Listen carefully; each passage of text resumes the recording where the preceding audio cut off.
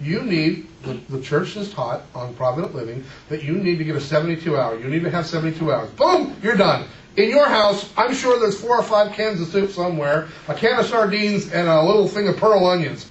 Everybody has one. We don't know why. They're required. You got them somewhere, and nobody knows what to do with them.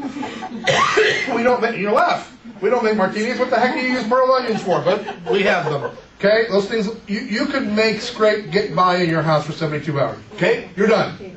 So we have a gap between 72 hours and 1 year. I'm here to tell you, right now, you don't need to get a year's worth of food.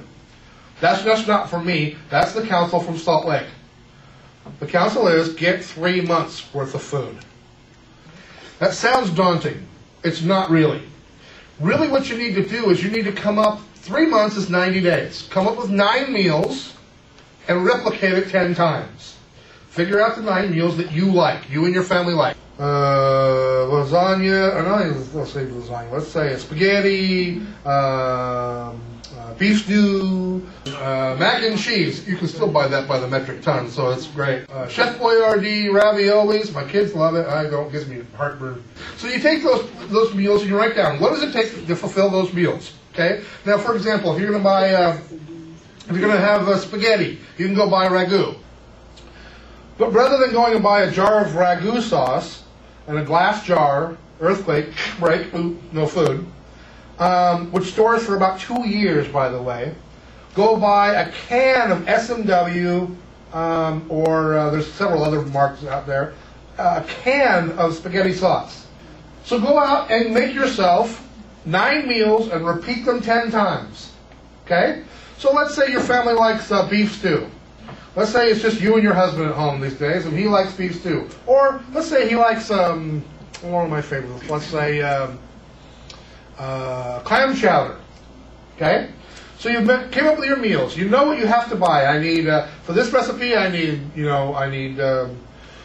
items. For this recipe, I need these items. I need this recipe, I need these items. And you write them down on a list. Keep that list with you at all times. And then when you're going to the store and you're going to go buy those things, you look to see what's on sale.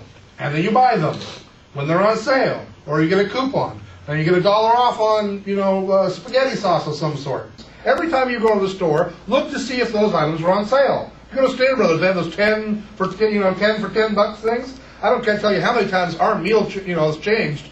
It's like, wow, we really like tomato soup. That would be great. Well, look, chicken and stars. It's on 10 for 10. We're buying 10 of them. If you have the means to do it, go to your family grocer and say, I would like to buy 2 or 3 cases of that. Could you get me a discount on that Dinty Moore beef stew, the medium-sized can, if I bought 3 cases of it, 4 cases of it? He said, yeah, we could take 10 cents a can off or 15 cents a can off. You go, great. Could you order me one? Spend a couple bucks to do that. So you can do that. So that's easy. 9 meals, repeated 10 times. Stored away, 3 months worth of food, you're done. Okay? Now, let me give you a little caveat there. If it's an emergency, we're going to start eating, or you should start eating. My family's going to start eating like our forebears did. Our forebears did not have the big meal at dinner time. Their big meal was lunch or breakfast. Okay, that's what our big family meal is going to be. This is lunch, and then we'll have a light breakfast and a lighter dinner, or a light on either end, but have that big lunch in the middle of the day. If in an emergency. So do that, and then pretty soon you'll go, heck, I'm pretty stocked up without much cost involved. I've seen these, and I actually have them on my website. They're calculators. This week you buy these 3 things, and this week you buy, where you buy stuff, and then at the end of the year you have an entire food storage. I have that. I've had it because people ask me for it. I don't necessarily believe in that. Why? Because I don't want to bulk up on one item.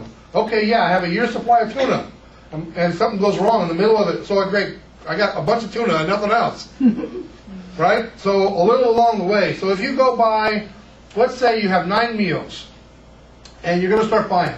Okay, so now you go out, like I said, for the spaghetti. And the spaghetti's on sale. So go buy, you're supposed to buy 10 of each, right? Go buy 5 meals of spaghetti and 5 meals of something else.